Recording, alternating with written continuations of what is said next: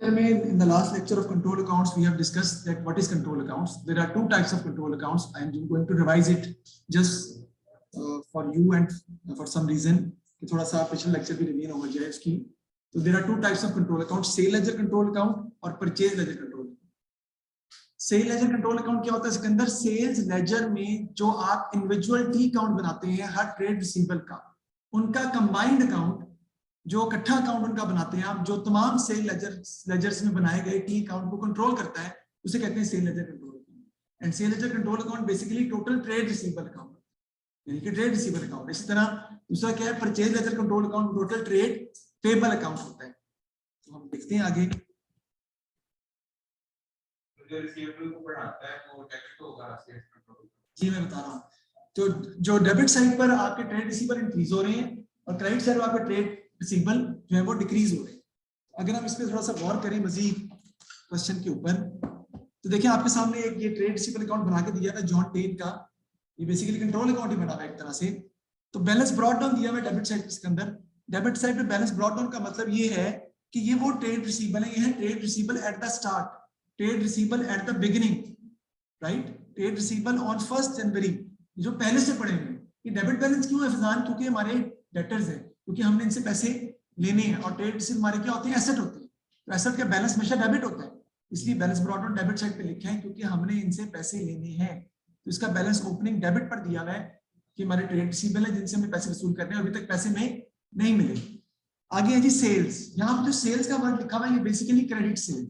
Credit sale की entry क्या होती है? फिर trade receivable debit sales credit. तो ट्रेड रिसीवेबल डेबिट हो रहे हैं किसकी वजह से? सेल्स की वजह से, इसलिए मैं डेबिट साइड पर.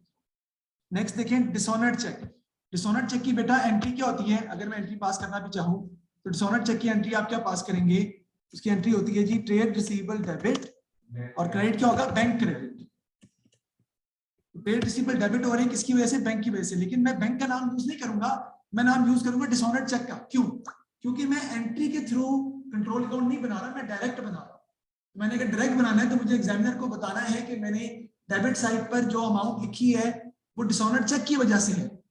वो वजह बैंक है लेकिन वजह क्या हुई कि डिसऑनर्ड चेक हुआ था.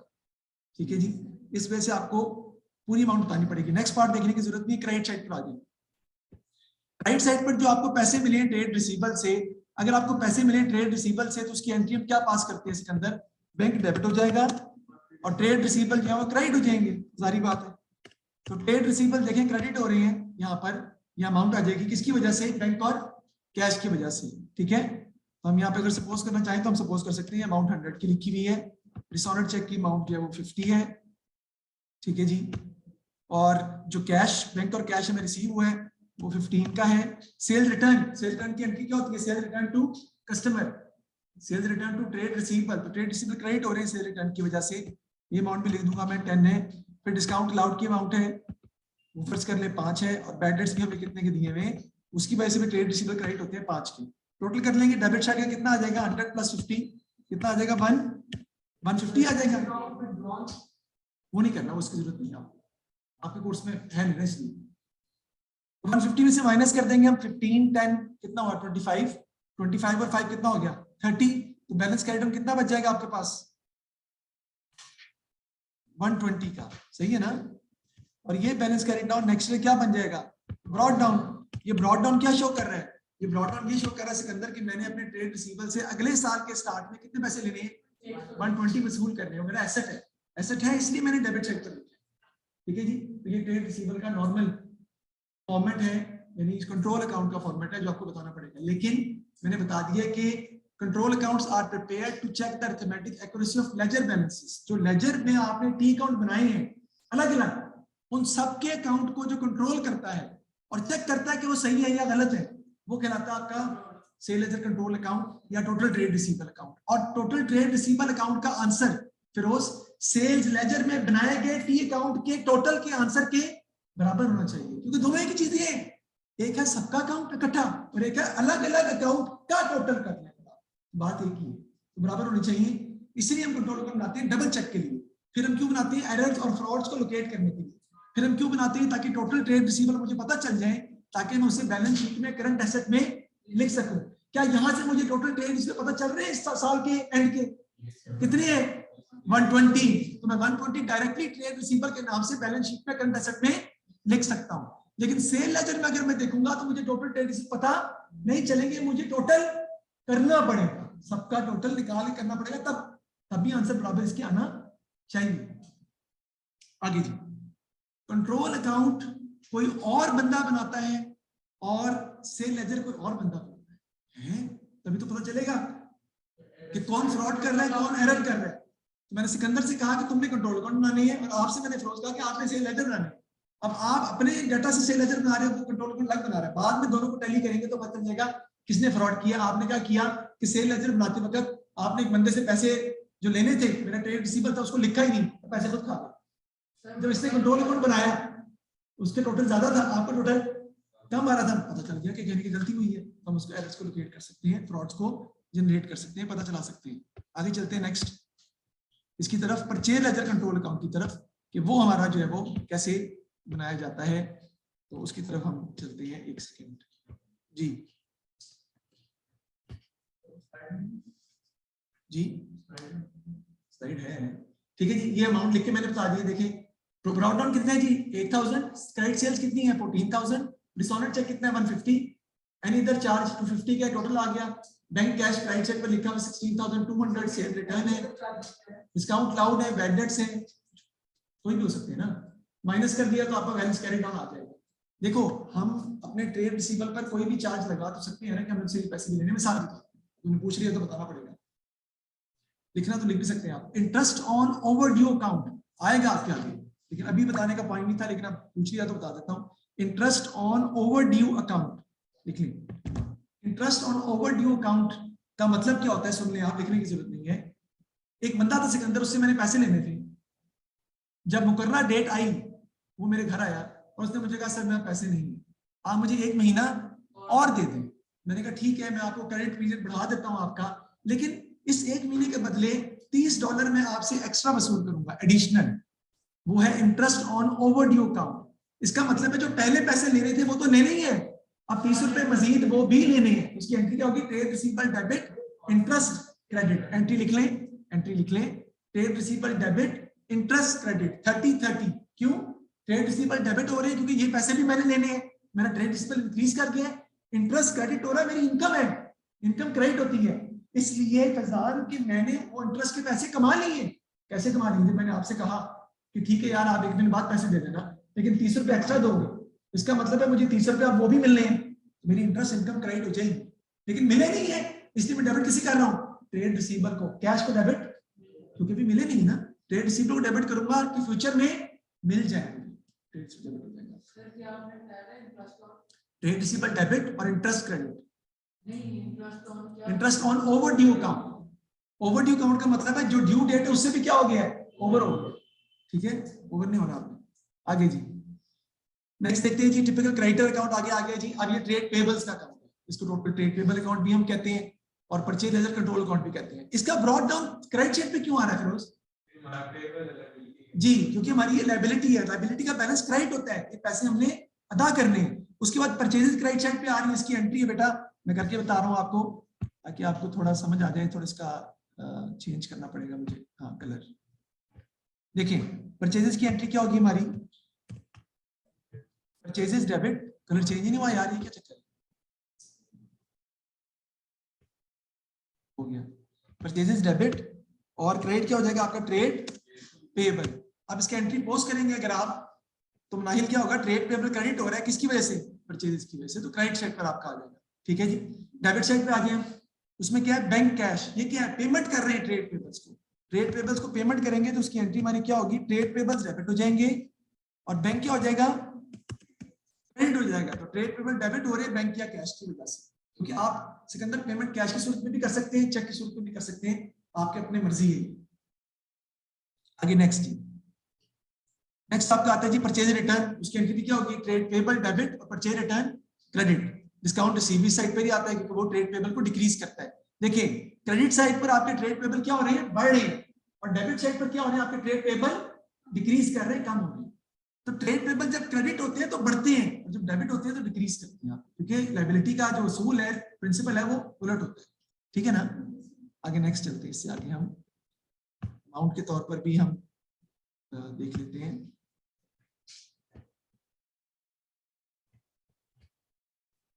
ये अमाउंट भी लिख लिया आपने, ये अमाउंट लिखी ली है कि ब्रॉड डाउन 11,000 का था, फिर परचेज किया आपने 17,000 की, कैरेज इनवर्ट था और डेबिट साइड माइनस कर दी तो बैलेंस कैरेज डाउन आपका 10,600 आ जाएगा। तो नेक्स्ट ईयर का बैलेंस ब्रॉड डाउन बन जाएगा which is still your trade payable, जो कि 10,600 के, जिनको आपने अभी पैसे दान करने हैं। 10,600 के ओपनिंग बैलेंस आपका आ जाएगा। नेक्स्ट देखते हैं। नेक्स्ट मैंने बताया था फिरोज, बाकी सब बच्चों को पता है।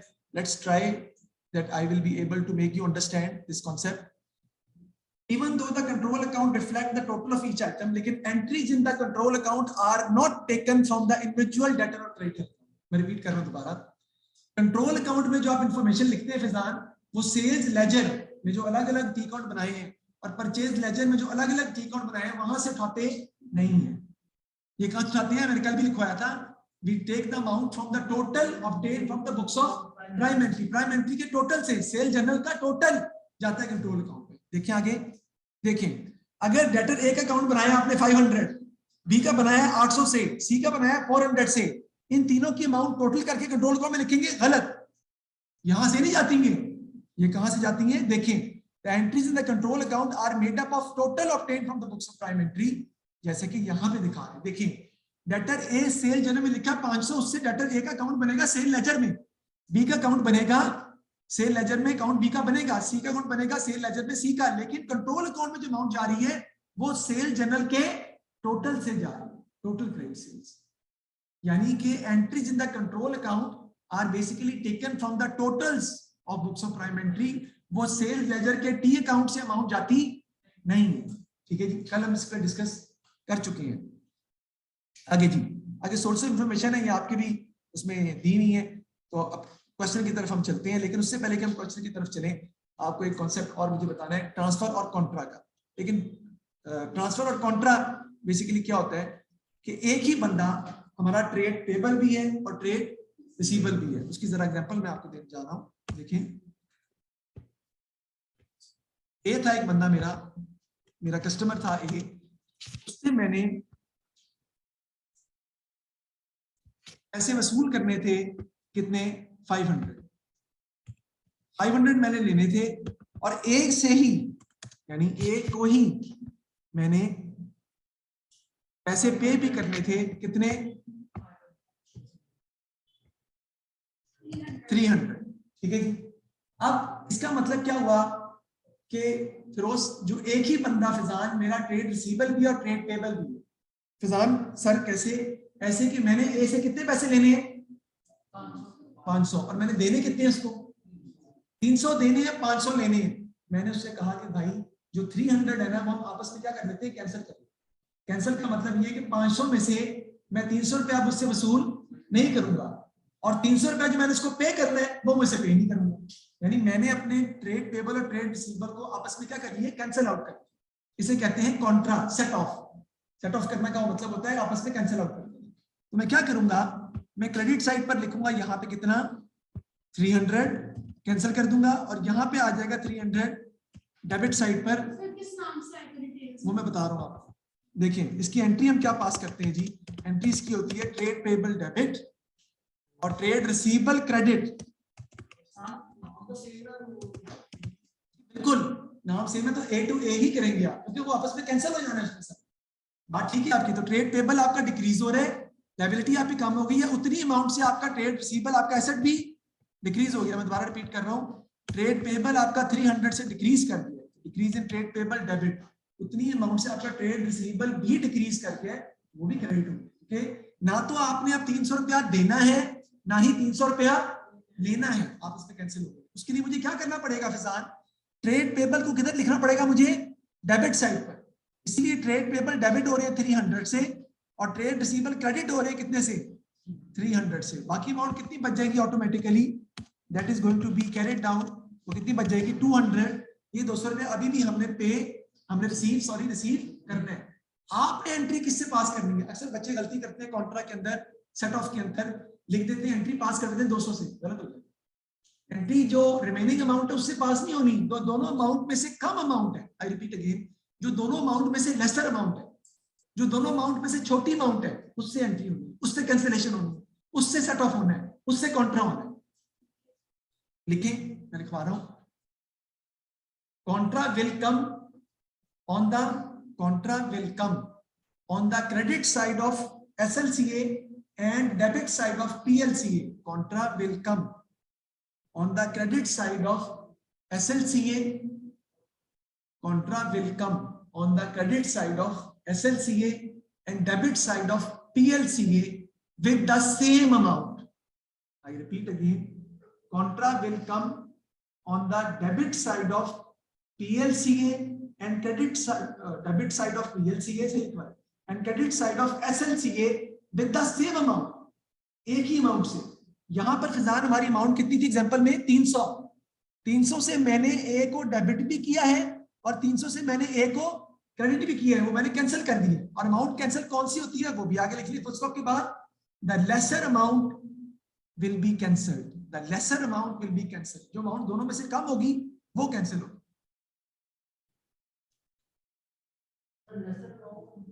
जी, जो छोटी अमाउंट होगी दोनों में से उसे कैंसिलेशन की एंट्री पास करेंगे। देखिए जी, मैं सामने बता रहा हूं अब उसके ऊपर।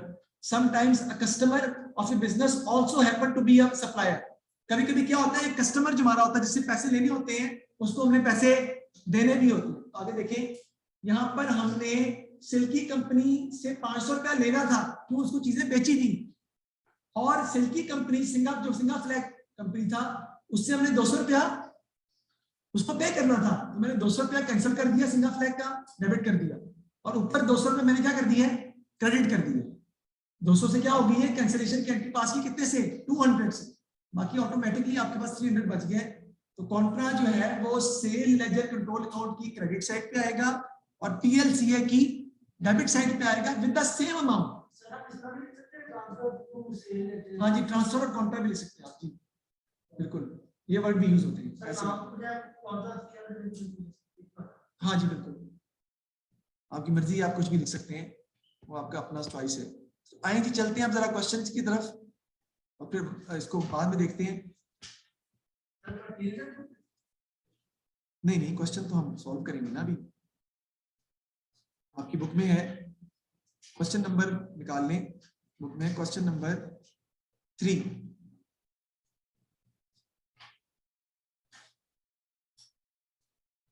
जी, क्वेश्चन नंबर 3 बुक में से मेरी निकालने, पेज नंबर भी बता देता हूं आपको, वो है 278। वैसे सामने भी नजर आ रहा है, नहीं भी है तभी कोई बात नहीं, हमें डाटा दिया हुआ है, मैंने सिर्फ डाटा ही सामने रखा है आपके, ठीक है ना। क्वेश्चन नंबर लिखने की जरूरत नहीं है ना, हमने इसका क्या बनाना है, सेल लेजर कंट्रोल अकाउंट और परचेज लेजर कंट्रोल अकाउंट। तो लेट्स स्टार्ट डूइंग इट, बनाते हैं इसमें हम कि कैसे हमारा सेल लेजर कंट्रोल अकाउंट और PLCA बनेगा। इसको मैं कैंसिल आउट कर देता हूँ जी, बिल्कुल साथ नहीं, पहले एक बनाऊंगा फिर एक बनाऊंगा, लेकिन अगर आपकी प्रैक्टिस है और आप समझते हो कि you can do that along with each other, तो आप साथ भी बना सकते हैं, कोई इसमें बुराई नहीं है। तो मैं बनाऊंगा जी SLCA, मैं एब्रिविएशन लिख रहा हूं, लेकिन पेपर में आपने एब्रिविएशन यूज नहीं करनी है, आपने अकाउंट पूरा यूज करना है। मैं यूज कर रहा हूं एब्रिविएशन SLCA की। सबसे पहले डॉलर के साइन आ जाएंगे जी, इधर भी आ जाएंगे जी डॉलर के साइन जी। सबसे पहले आपका आ जाएगा sale ledger control account balance 37,100, ठीक है जी। इधर आपका आ जाएगा जी ब्रॉट डाउन 37,100 आपका आ जाएगा जी ब्रॉट डाउन। आगे देखते हैं, अब अगला सवाल, सर ये ब्रॉट डाउन डेबिट पे क्यों आ रहा है यार, SLCA ट्रेड रिसीवेबल का अकाउंट है, तो ट्रेड रिसीवेबल हमारे एसेट होते हैं, एसेट का बैलेंस डेबिट ही होता है, तो 37,100 डेबिट पे लिखेंगे, तो ये शो कर रहा है मनाहिल कि हमने ये पैसे वसूल करने हैं, अभी करने हैं पैसे वसूल जी।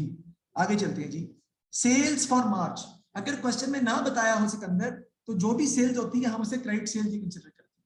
तो ये सेल्स फॉर मार्च लिखी हुई है आपकी कितनी, 31,800 की, ये क्रेडिट सेल्स है, और क्रेडिट सेल्स आपको पता है उसकी एंट्री होती है ट्रेड रिसीवेबल टू सेल्स।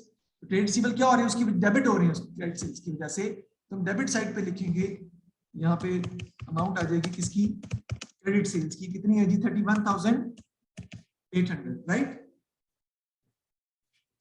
आगे देखते हैं जी, परचेजेस छोड़ देते हैं उसको, क्योंकि परचेजेस में तो नहीं आएगा ना।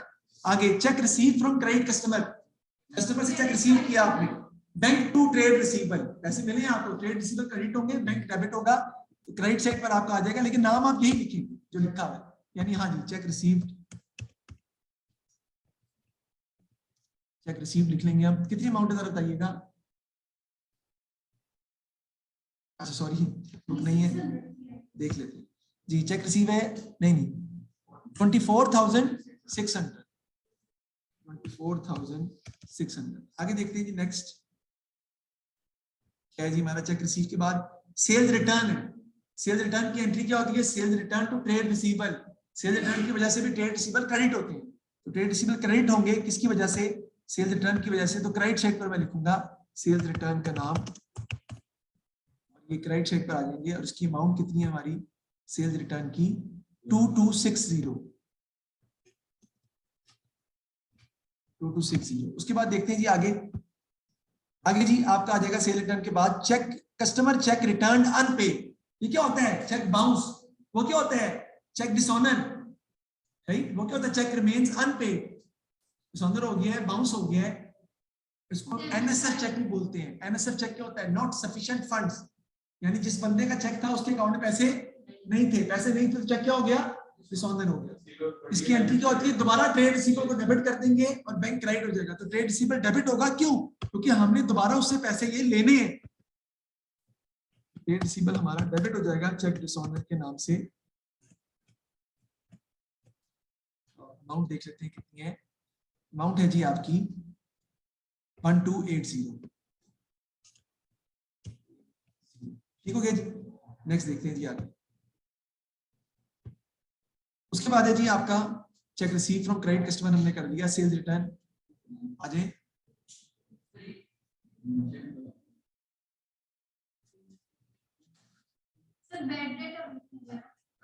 जी आगे आपका आएगा जी बैड डेट्स। वो कितने 1500 के, और डिस्काउंट क्लाउड आएगा 620 का, वो लिख लेते हैं। वो भी क्रेडिट साइड पे आएंगे, क्योंकि बैड डेट्स की वजह से भी ट्रेड रिसीवेबल डिक्रीज करते हैं और डिस्काउंट क्लाउड की वजह से भी ट्रेड रिसीवेबल डिक्रीज करते हैं। बैड डेट्स कितने के हैं यार, ओहो लिखना पड़ेगा मुझे। बैड डेट्स है हमारे 1500 के और डिस्काउंट क्लाउड 620 के। और आपका आ जाएगा डिस्काउंट क्लाउड 620। आगे देखते हैं जी। उसके बाद डिस्काउंट क्लाउड के बाद जो है credit balance in the purchase ledger transfer to sale ledger. ये क्या है, सेट ऑफ। ये क्या है, कॉन्ट्रा। कि क्रेडिट बैलेंस जो परचेज लेजर का था वो हमने ट्रांसफर कर दिया सेल लेजर में। यानी क्रेडिट बैलेंस का मतलब है कि बंदे को पैसे देने थे लेकिन उससे लेने भी थे, तो हमने उसे कैंसिल आउट कर दिया। तो ये किस साइड पे आ जाएगा, क्रेडिट साइड पर आ जाएगा, सेट ऑफ के नाम से या कॉन्ट्रा के नाम से। क्रेडिट साइड पर लिखेंगे आप कि इतने से आप अपने ट्रेड रिसीवेबल क्या कर देंगे, खत्म कर देंगे। दो मर्जी, हाँ तीनों लिख सकते हैं। सेट ऑफ लिखें, कॉन्ट्रा लिखें या ट्रांसफर टू परचेज लेजर लिख लें, एक ही बात है, इसमें कोई फर्क नहीं पड़ता। टोटल कर लेते हैं इसका जी।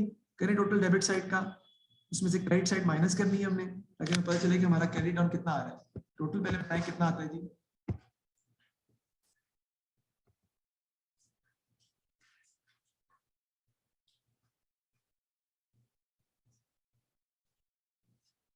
$7,100 plus $31,800 plus 1280 7180। ठीक है जी, इधर भी टोटल कर लेंगे इसका 70180 माइनस कर देंगे आप क्रेडिट साइड, तो आपका क्रेडिट डाउन आ जाएगा जी।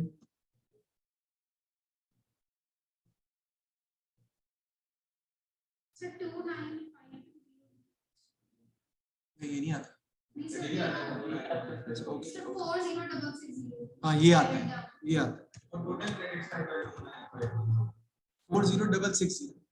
और याद रखिएगा नेक्स्ट में ब्रॉड डाउन लिखना भी जरूरी है, वरना नंबर जो है वो कट जाएंगे आपके। ब्रॉड डाउन एसएलसी का हमने लिख दिया। अब हमने क्या बनाना है जी, पीएलसी। पीएलसी हम बनाते हैं। पीएलसी के लिए सबसे पहले जो है वो आपको उसका टी अकाउंट ओपन करना पड़ेगा। हाँ जी जी जी जी, पास पेपर के सवाल ही हैं, थोड़े पुराने ऐसे में लिखा नहीं हुआ नंबर। मैं कोई भी सवाल करवाता नहीं, पास पेपर कराता जी। तो सबसे पहले आप इधर क्रेडिट साइड पर आ जाएगा ब्रॉड डाउन। ये क्रेडिट के साथ ब्रॉड डाउन क्यों आएगा, क्योंकि बेटा ट्रेड पेबल्स हमारी लायबिलिटी है और लायबिलिटी का बैलेंस जो है वो क्रेडिट होता है, इनको हमने पैसे पे करने हैं, तो क्रेडिट साइड पे आएगा। तो देखिए सबसे पहले ब्रॉड डाउन आपका आ जाएगा परचेज कंट्रोल अकाउंट बैलेंस 22680 का वो हम लिखेंगे जी क्रेडिट पे 22680 आपका ब्रॉडन आ जाएगा। उसके बाद आगे देखते हैं जी, आगे जी परचेजेस फॉर मार्च कितने की हैं 14560। इसकी एंट्री होगी परचेजेस डेबिट और ट्रेड पेबल क्रेडिट। तो परचेजेस डेबिट हो रही हैं किसकी वजह से, ट्रेड पेबल की वजह से। तो ट्रेड पेबल यहाँ पे लिख देंगे हम क्रेडिट परचेजेस, कितनी आ जाएगी 14560 है जी 14560 आपकी क्रेडिट परचेज आ जाएंगी। आगे देखते हैं जी, आगे हमारा ये वाला point payment to trade payable. Trade payables को पेमेंट किया आपने तो एंट्री क्या होगी trade payable debit cash credit. तो ट्रेड पेबल डेबिट हो रहा है यहाँ पर किसकी वजह से, पेमेंट टू ट्रेड पेबल का नाम आ जाएगा डेबिट साइड पे लिखेंगे हम पेमेंट टू ट्रेड पेबल के नाम से। कितनी अमाउंट है 16200। ये मैंने पेमेंट टू ट्रेड पेबल भी लिख लिया। उसके बाद डिस्काउंट रिसीव्ड है 400 का, वो डेबिट साइड पे आ जाएगा।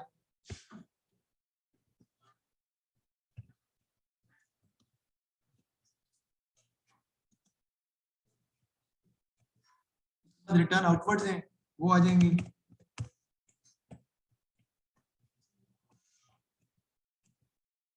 20 के।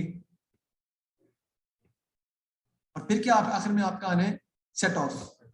सेट ऑफ तो आपको डेबिट साइड पे लिखना पड़ेगा क्योंकि इतने से आपके ट्रेड रिसीवेबल ट्रेड पेबल्स क्या हो गए कैंसिल हो गए, खत्म हो गए। कितने के 540।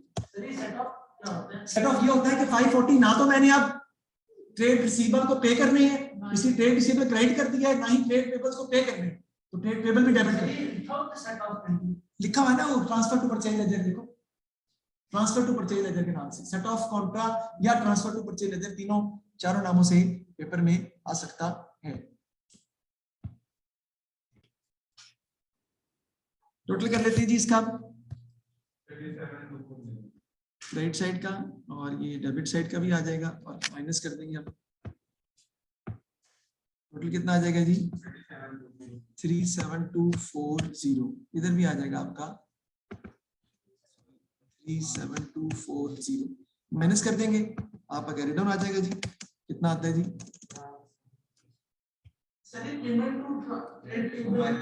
हाँ तो सर ऐसे आता है पेमेंट के फ्रॉड जा सकते हैं नहीं ऐसे ही बैंक में तो आ सकता है लिख सकते हैं बैंक, लेकिन बेहतर ये कि जो वर्ड लिखे हुए क्वेश्चन में वही यूज करें। 19880 ये आपका बन जाएगा जी ब्रॉड डाउन।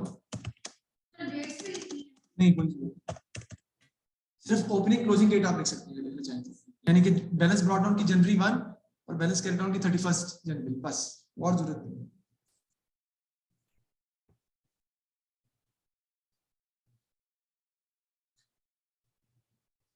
क्योंकि बाकी ट्रांजैक्शन जो साल के दरमियान में हो रही है, डेट्स का थोड़ी पता है, सॉरी महीने के दरमियान में हो रही है, उसकी डेट्स का मैं नहीं पता, इसलिए उसको हम शामिल नहीं करेंगे।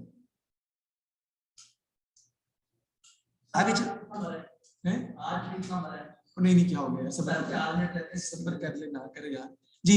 आगे देखिए जी नेक्स्ट हमारा एक आता है जिसे कहते हैं जी माइनॉरिटी बैलेंस या क्या होता है, मैं नीचे लिख रहा हूँ, ये तो हो गया ना कंप्लीट हमारा क्वेश्चन। अब आपने अच्छा पहले मैं क्वेश्चन घर में करने के लिए दूं उसके बाद बताता हूँ। घर में क्वेश्चन करने हैं आपने, करने हैं नहीं कल कर लो प्लीज यार, क्या हो मेरा तो कल पेपर है, मैं रख के पढ़ना है। चलो आप कह रहे हैं क्वेश्चन नंबर 5 का बी पार्ट है 5 और 6 बस 5 और 6 ठीक है। सर सोल ट्रेडर में भी आपने एक चीज दी क्रॉस का फार्मूला टाइप्स ऑफ चीज थी जो आपने सर बट आपने कभी तक हमसे ये नहीं किया। वो रेशियोज है, सर स्टेटमेंट ऑफ अफेयर्स जो है वो इनकम्प्लीट रिकॉर्ड है, वो भी करते हैं। सोल ट्रेडर सोल ट्रेडर में नहीं है, वो इनकम्प्लीट रिकॉर्ड का सवाल सोल ट्रेडर में नहीं होती, इनकम्प्लीट रिकॉर्ड में सोल ट्रेडर में नहीं है। वो सोल ट्रेडर में सवाल असल में गलत डाल दिया मैंने, yes last second last question वो इनकम्प्लीट रिकॉर्ड का सवाल गलती से वहां लग गया। अच्छा जी आगे चलते हैं जी, आगे हमारी बात आती है किसकी जी माइनॉरिटी बैलेंस की। माइनॉरिटी बैलेंस क्या होता है देखिए जी, सपोज करें ये एसएलसी आपका दिया हुआ है, पढ़ाना कुछ नहीं समझाना है सिर्फ बस और कुछ नहीं। क्या हो गया एसएलसी हमारा किसका अकाउंट होता है यार, ट्रेड रिसीवेबल्स का। इसका ब्रॉड डाउन बैलेंस हमेशा किधर होता है, इधर। तुमने पैसे कितने लेने थे, 10,000 रुपीज तुमने वसूल करने थे, लेकिन ब्रॉड डाउन बैलेंस एक इधर भी आ गया, कितने का, 100 का। इसी तरह कैरी डाउन बैलेंस भी 2 हो सकते हैं, दोनों में। समझ आई बात की? अब ये कैसे है, इसको समझे कि यानी कि ट्रेड पेबल्स के अंदर भी और ट्रेड रिसीवेबल्स के अंदर भी, सॉरी दोबारा रिपीट कर रहा हूं, सेल लेजर कंट्रोल अकाउंट में भी और परचेज कंट्रोल अकाउंट के अंदर भी बैलेंस ब्रॉड डाउन दोनों तरफ हो सकते हैं और बैलेंस कैरी डाउन भी दोनों तरफ हो सकते हैं। अब ये कैसे?